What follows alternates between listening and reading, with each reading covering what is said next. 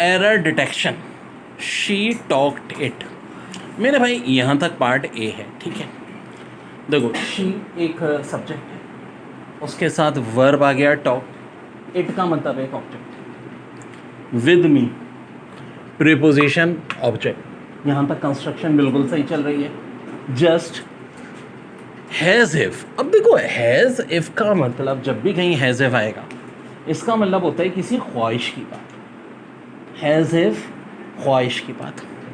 आगे लिखा है शी वॉज अ लिटिल, यहाँ तक सी, फिर गर्ल हरसेल्फ। अब एक आंटी 80 साल की हो गई, ठीक है, मुझे नहीं, काश मैं 4 साल की बच्ची होती ना, अब टॉफ़ी जब खाते हुए देख रहे हैं। तो मेरे भाई एक बात याद रखो कि जब भी ख्वाहिश की बात होती है तो सब्जेक्ट के साथ सिर्फ एक ही वर्ब आता है और वो होता है verb. Doesn't matter tense present हो, पास्ट हो, फ्यूचर हो, ठीक है, सिंगुलर हो, प्लूरल हो। I wish I was a king नहीं होगा, आई wish I were a king. जब भी विश की बात आएगी तो कौन सा वर्ब यूज़ होगा? वर।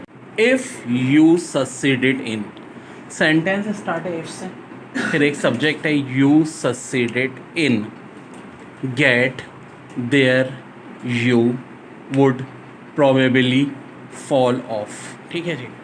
अब वेट अ मिनट यार, इफ़ यू सक्सीडेड इन यहाँ तक है, आगे है गेट। एक रूल याद रखो, प्रीपोजिशन के बाद अगर वर्ब आएगा तो हमेशा आईएनजी फॉर्म में आएगा। तो ये गेट नहीं बल्कि गेटिंग होना चाहिए। इन गेटिंग देयर यू, यानी कि करेक्ट आंसर क्या है? Option B. I have not never heard that it is possible to do death. भाई बात हो रही है नॉट नेवर की, मैंने भी कभी आज तक ऐसी चीज़ never seen in my life के नॉट और नेवर एक साथ आ रहे हों। तो ये तो बहुत आसान एरर था यार। और जो ये ना कर सके ना बेटा, तो पंखा अवेलेबल हर एक के पास होता है, रस्सी मेरी तरफ से दस्तयाब है, ठीक है। It have not never heard that it is possible to do. बड़ा अच्छा सवाल है। वी हैव एस्टेब्लिश्ड, वी एक सब्जेक्ट, हैव हेल्पिंग वर्ब और एस्टेब्लिश थर्ड फॉर्म बिल्कुल हैव के साथ आनी चाहिए। एटलीस्ट द पॉसिबिलिटी, पॉसिबिलिटी एक नाउन है तो इससे पहले द बिल्कुल सही जी, आर्टिकल आना चाहिए। पॉसिबिलिटी किस चीज़ की? ऑफ आ, प्रीपोजिशन, फिर आर्टिकल है और आगे ब्राइट है। ब्राइट क्या होता है? एक एडजेक्टिव, और फ्यूचर क्या होता है? नाउन, ठीक है जी। नाउन से पहले बिल्कुल जनाब एडजेक्टिव, उससे पहले आर्टिकल और प्रीपोजिशन। यहाँ भी कोई एरर नहीं है। जब कोई एरर नहीं है तो इसका आंसर क्या है? No error. इसलिए देखो तरीका मेरा बहुत अहम होता है। एक एक वर्ड से पूछो भाई इजाज़त लेके आए हो कि नहीं, कहाँ से आ गए तुम भाई?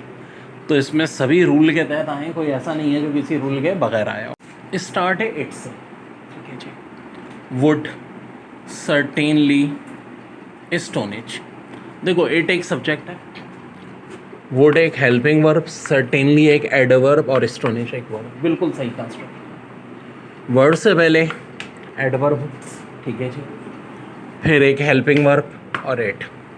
दोस्त, ज़ाहिर कोई ना कोई बात होगी। किनको? एस्टोनिश दोस्त। whom know nothing about it. यहाँ फॉरन एक वर्ब आ रहा है, वर्ब आ रहा है, नो नथिंग अबाउट इट। तो भाई वर्ब से पहले तो एक सब्जेक्ट होना चाहिए। यहाँ पे ऑब्जेक्ट की तो कोई तुक ही नहीं बन रही है, तो होम नहीं बल्कि क्या होना चाहिए था? वो होना चाहिए था। गलती यहाँ पे थी, सब्जेक्ट चाहिए तो होम की जगह हो कर दो।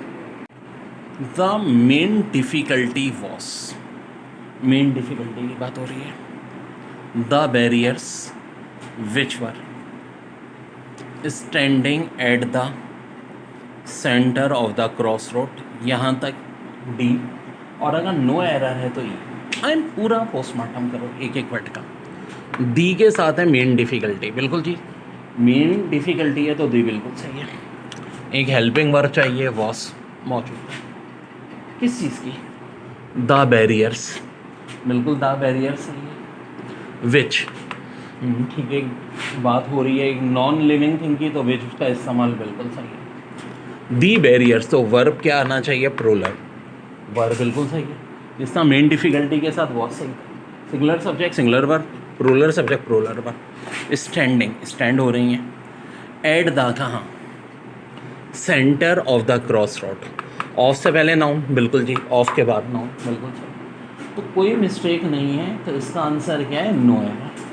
सबसे ज़्यादा मुश्किल नो एरर ही पहचानना होता है क्योंकि एक एक रूल चेक करना पड़ता है।